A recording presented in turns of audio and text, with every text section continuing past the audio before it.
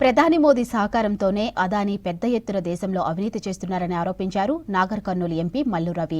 ఇక కింది స్థాయిలో ఉన్న అదానీని ప్రపంచ స్థాయి కుబేరుడని చేసిన ఘనత మోదీ సర్కారుదేనని విమర్శించారు.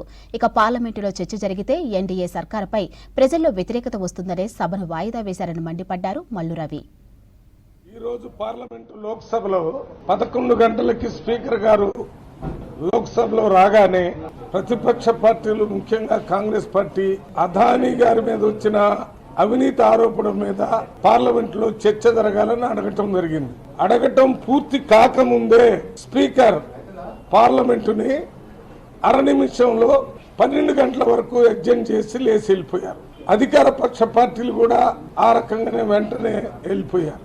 12 గంటలకు మళ్లీ పార్లమెంట్ మొదలు కాగానే మళ్లీ అదానీ మీద వచ్చిన ఆరోపణల మీద ఇన్వెస్టిగేషన్ చేసి ప్రజల ముందు పెట్టాలని మళ్లీ అడిగినప్పుడు రెండోసారి 12 గంటలకి ప్యానెల్ స్పీకర్ వచ్చి అడగటం పూర్తి కాకముందే అర నిమిషం కూడా కాలేదు పార్లమెంటుని 27వ తారీఖు వరకు ఎగ్జామ్ చేసి వెళ్ళిపోయారు.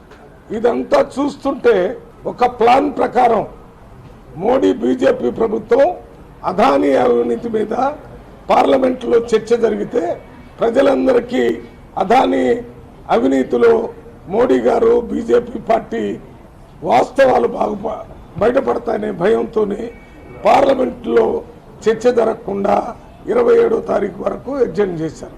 కానీ ఇంత అత్యున్నతమైనటువంటి పార్లమెంటు ద్వారానే ప్రజలందరికీ ఏం జరుగుతుందనే విషయాలు తెలుస్తాయి.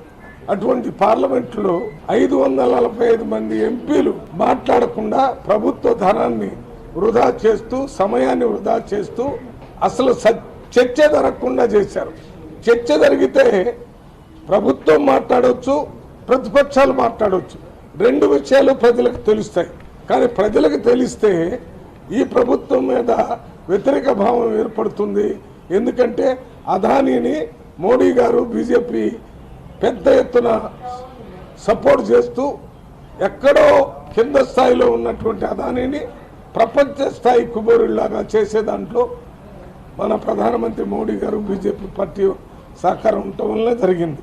వారి సహకారంతోనే పెద్ద ఎత్తున అవినీతి జరుగుతుందనేది విషయం ప్రజలకి తెలిసిపోయి ఎన్ని రోజులు ఈ రకంగా పార్లమెంటుని మరి ఎగ్జామ్ చేసినా కూడా 27వ తారీఖున జరిగే పార్లమెంట్లో కూడా కాంగ్రెస్ పార్టీ ఇండియా కూటమి మొత్తం ప్రభుత్వాన్ని నిలదీసి చర్చ జరిగి దాని మీద నిజానిజాలని ప్రజల ముందు పెట్టాలనే చర్చ జరగటానికి పట్టుబడతాం.